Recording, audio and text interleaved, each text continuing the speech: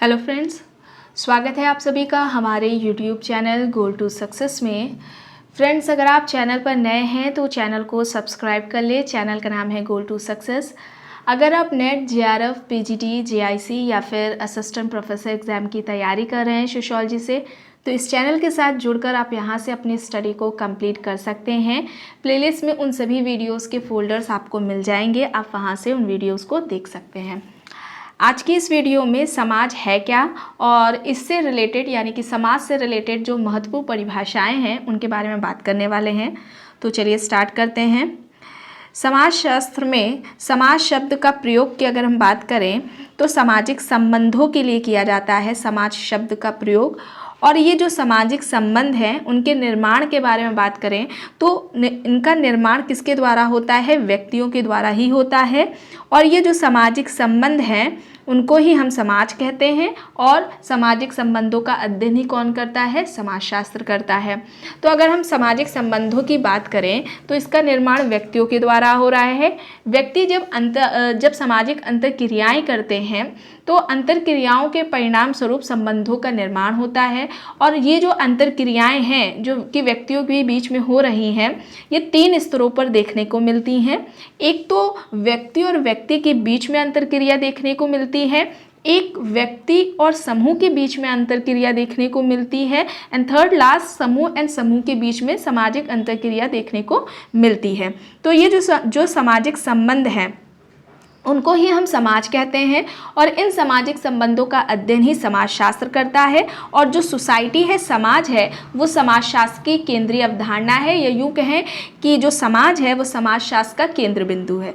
ठीक है, आगे देखिए, परिभाषाओं की बात करें तो एंथनी गिडेंस क्या कहते हैं कि ये आपके एग्जाम में भी आया हुआ है।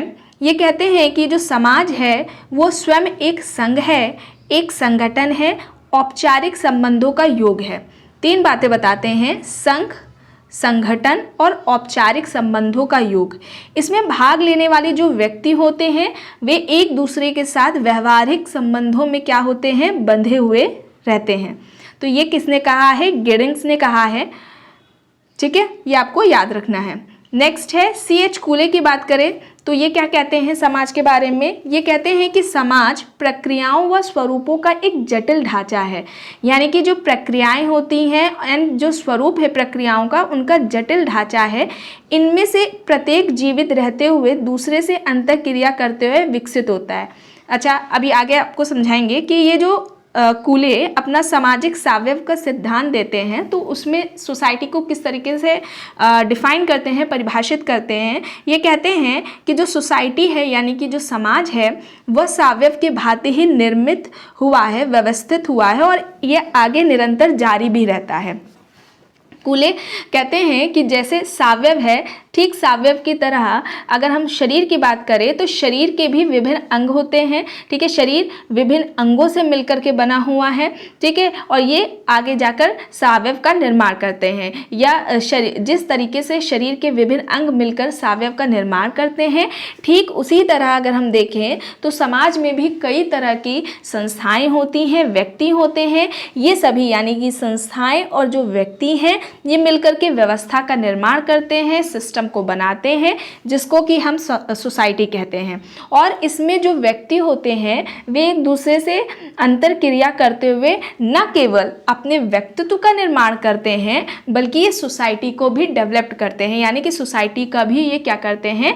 विकास करते हैं। कूले क्या कहते हैं कि जो समाज है वह व्यक्तिगत विचारों के बीच में एक संबंध है। तो ये बात आपको याद रखनी है कि पूछ ले कि किसने सोसाइटी को कहा है कि जो समाज है वह व्यक्तिगत विचारों के बीच में एक संबंध है।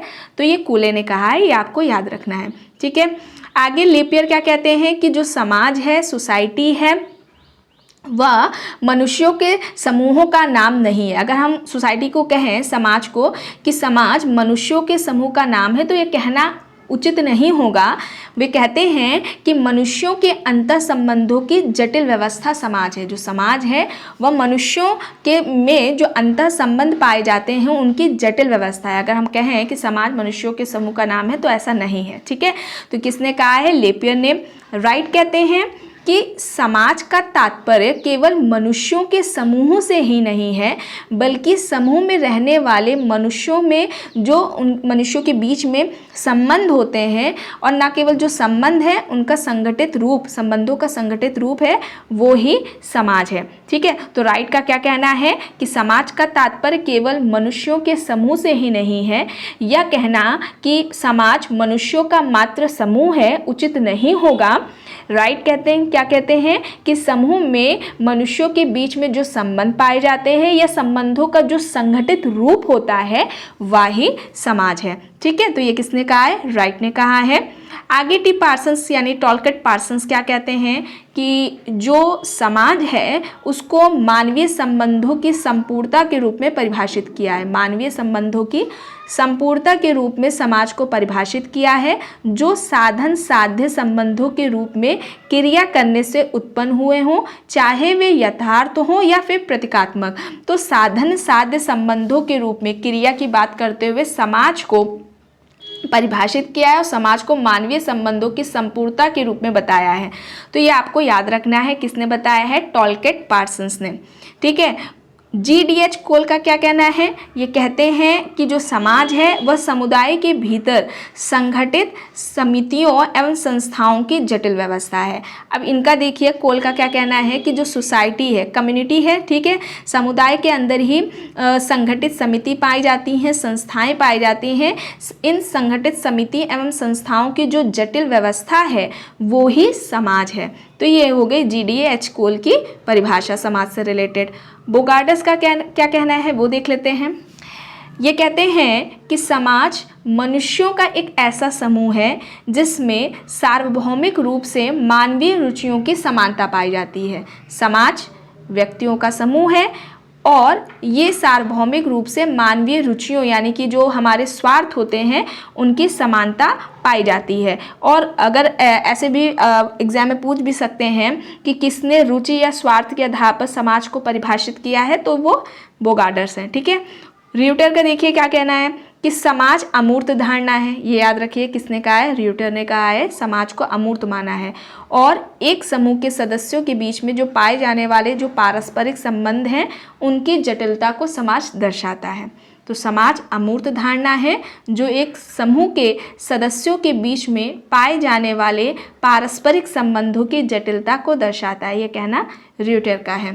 ठीक है, आगे देखिए, मेरियन जे लेवी का क्या कहना है? मेरियन जे लेवी कहते हैं कि समाज क्रियाओं की वह व्यवस्था है जिसमें व्यक्तियों के बाहुल्य के आधार पर अंतर क्रिया संपन्न होती है। समाज स्वयं निर्भर है और उसकी जीवन अवधि व्यक्ति के जीवन की अवधि से बड़ी होती है। तो समाज को क्रियाओं की व्यवस्था बताया है, व्यक्तियों के बाहुल्य के आधार पर इनमें अंतर क्रियाएं होती हैं। समाज स्वयं निर्भर है और उसकी जो जीवन अवधि है, समाज की जीवन अवधि है, वो व्यक्ति की जीवन अवधि से क्या होती है? बड़ी होती है। ठीक है, जो मेरियन जे लेवी हैं ये क्या कहते हैं? समाज क्रियाओं की व्यवस्था है। अब व्यक्ति के बाहुल्य, व्यक्तियों का जो बाहुल्य है, बाहुल्यता के आधार पर अंतर क्रियाएं देखने को मिलती हैं, और ये अंतर क्रियाएं दो स्तरों पर देखने को मिलती है, दो तरह की। ठीक है, प्रत्यक्ष अंतर क्रिया और अप्रत्यक्ष अंतर क्रिया। और समाज में जो सदस्य हैं, समाज के जो सदस्य होते हैं उनका चयन कैसे होता है? तीन आधार की तीन बात करते हैं कि सदस्यों का जो समाज के जो सदस्यों का चयन है वो न केवल जन्म के आधार पर होता है बल्कि प्रवसन यानी कि जो बाहर से आए हुए लोग हैं जो यहाँ पर रह जाते हैं समाज में, वे सदस्य। और लेवी आगे जाकर क्या कहते हैं कि जो कहीं युद्ध होते हैं उनमें जो जीत जाते हैं, विजेता होते हैं, विजयी होते हैं, वे अपने प्रभुत्व या फिर शक्ति के आधार पर स्थायी रूप से उस समाज में रहने लग जाते हैं। वे यहाँ पर ये जो सोसाइटी है उसके मेंबर होते हैं। ठीक है, तो ये जो डेफिनेशन है वो किसने दी है? मेरियन जे लेवी ने दी है। मैकेवर एंड पिच का क्या कहना है? ये आपको पता भी होगा कि समाज रीतियों व कार्य प्रणालियों, अधिसत्ता, सत्ता एवं पारस्परिक सहयोग की अनेक समूहों एवं विभागों की मानव व्यवहार के नियंत्रणों व स्वतंत्रताओं की एक व्यवस्था को हम समाज कह रहे हैं। और ये जो समाज है वे क्या कहते हैं? सामाजिक संबंधों का जाल है और जो सदैव परिवर्तित होता रहता है। तो ये किसका कहना है? मैकेवर एंड पेज का कहना है। ये क्या कहते हैं? समाज क्या है? संबंधों की व्यवस्था है, सामाजिक संबंधों की व्यवस्था है।